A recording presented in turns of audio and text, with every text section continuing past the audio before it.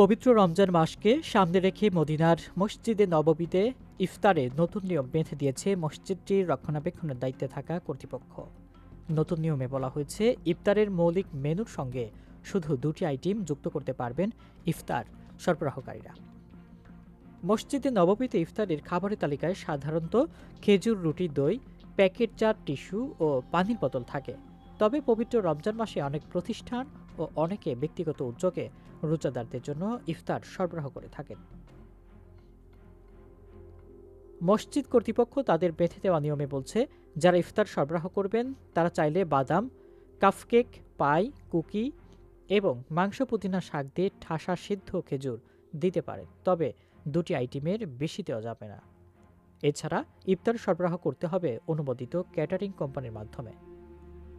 এবং যারা রোজাদারের সেবা প্রদান করবেন তাদের তথ্য ওয়েবসাইটে সার্বক্ষণিক আপডেট করতে হবে।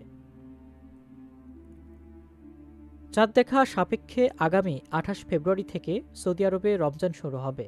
এ মাসের প্রতিদিন সূর্যোদয় থেকে সূর্যাস্ত পর্যন্ত মুসলিমদের সব ধরনের পানাহার থেকে বিরত থাকতে হয়। তাছাড়া এ মাসে সর্বোচ্চ পরিমাণ মুসলিম ওমরাহ পালন করতে মক্কায় জমায়েত হন। ওমরা শেষে তারা পবিত্র মসজিদে নববীতে যান এবং মহানবী সাল্লাল্লাহু আলাইহি সাল্লামের পবিত্র রওজা শরীফ জিয়ারত করেন। এ কারণে রমজানে সেখানে লাখো মানুষের ভিড় হয়।